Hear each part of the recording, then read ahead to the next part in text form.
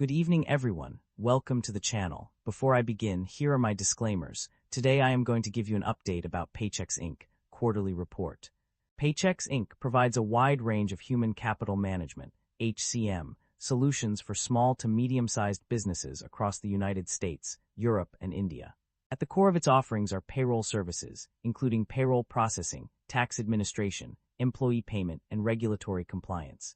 In addition to these essential services, Paychex offers retirement solutions that cover plan implementation, ongoing compliance with government regulations, and administrative tasks such as reporting and online access for employees and employers.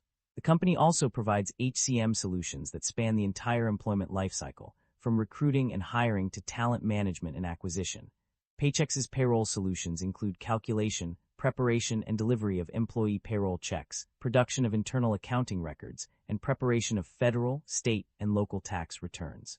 Its workforce management solutions help businesses manage their employees more effectively, while its benefits administration solutions provide a digital marketplace for earned wages, financial wellness, and voluntary lifestyle benefits.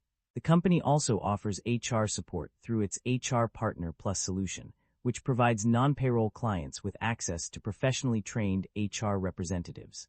Paychex's insurance services include property and casualty coverage, such as workers' compensation and business owner policies, as well as health and benefits coverage like health, dental, vision, and life insurance. Overall, Paychex Inc. is a one-stop shop for businesses seeking comprehensive HCM solutions that cover payroll, employee benefits, HR, and insurance services. Paychex Inc. market capitalization of $34 billion is significantly larger than the average industry peer of roughly $2 billion. This shows that Paychex Inc. holds a significant advantage in their industry.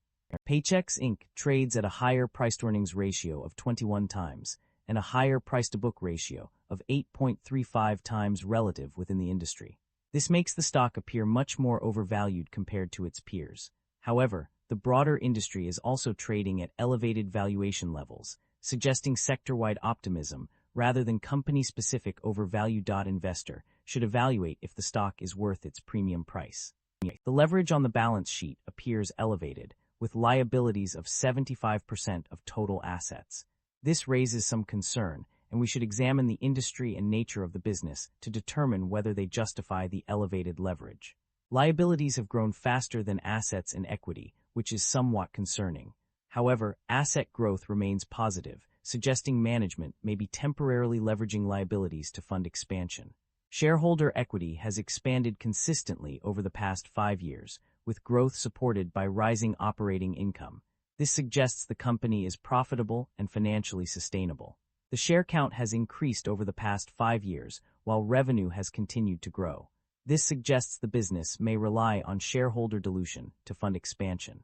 Investors should closely monitor whether growth can eventually be sustained without dilution. The company have a dividend yield of 4.62%.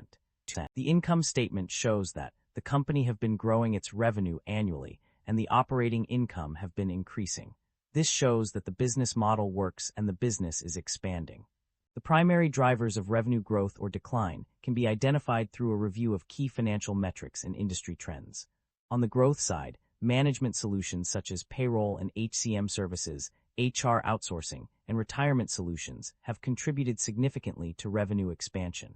Additionally, PEO and insurance solutions have also driven revenue growth, with commissions earned on remitted insurance services premiums being a notable contributor.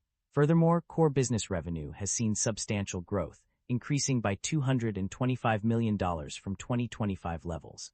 Non-core business revenue has also experienced significant growth, rising by $216.4 million over the same period.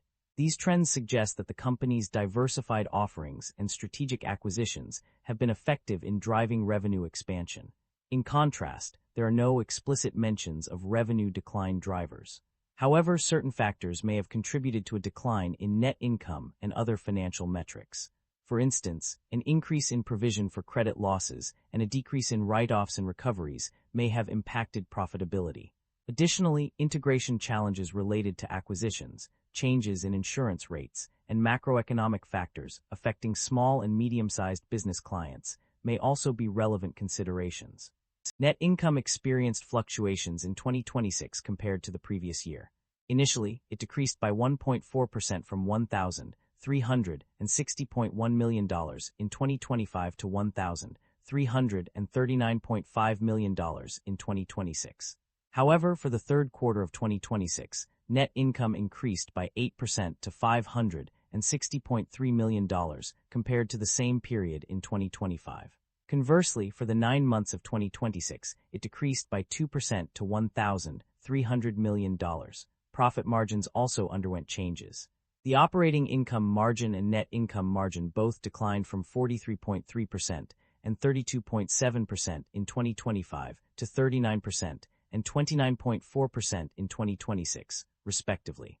On the other hand, adjusted operating margin increased from 46.9% in 2025 to 47.7% in 2026. The reasons behind these changes are attributed to several factors. Acquisition-related costs and compensation costs contributed to the decline in net income and profit margins. Additionally, a net tax shortfall/windfall related to employee stock-based compensation payments also played a role. Furthermore, lower interest rates on short-term investments affected profitability. The company's financial performance indicates a positive trend in its operating cash flow.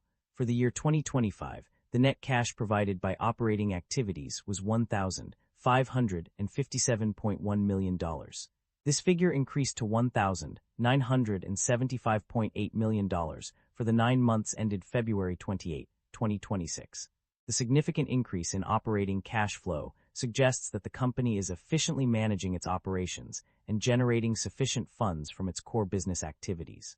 The company's debt level and interest expenses have shown minimal fluctuations over the past year. According to the extracted summaries, long-term debt remained relatively stable, increasing from $4,548.4 million to $4,554.1 million. The total debt level also showed a slight decrease from $4,954.1 million to $4,948.2 million.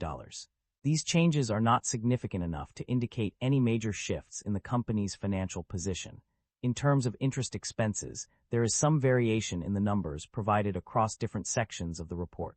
However, upon closer examination, it appears that interest expenses have actually decreased in certain periods, such as the 3 months ended February 2026, where they dropped from $9.4 million to $68.1 million. In other periods, there was a slight increase, but these changes are not substantial enough to suggest any major concerns.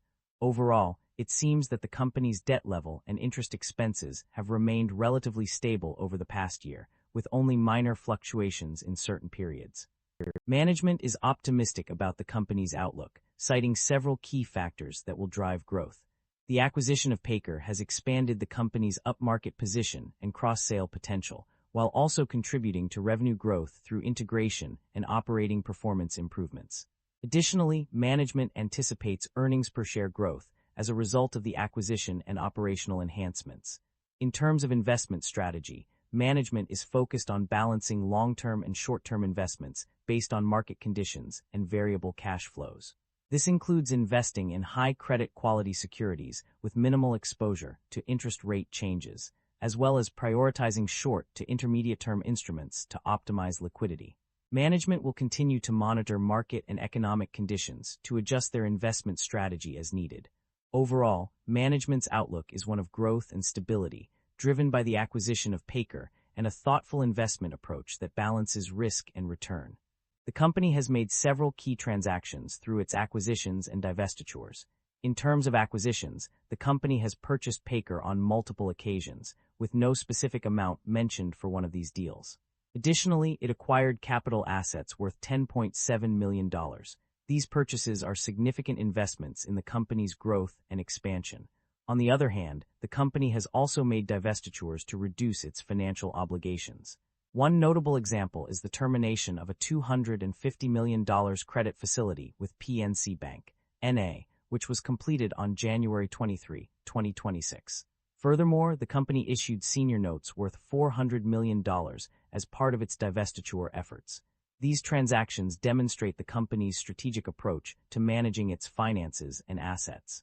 The company's financial activities have been quite active over the years. One notable aspect is its commitment to rewarding shareholders through dividend payments. As per the records, the company has indeed paid dividends, as mentioned on pages 32 and 35 of the report. In addition to paying dividends, the company has also taken steps to return value to its shareholders by buying back shares. This strategic move not only boosts shareholder confidence, but also helps in reducing the outstanding share count, thereby increasing earnings per share. The decision to buy back shares is reflected on pages 4 and 5 of the report. That concludes the financial summary for Paychex Inc. Feel free to comment below, and I will be happy to answer them when possible.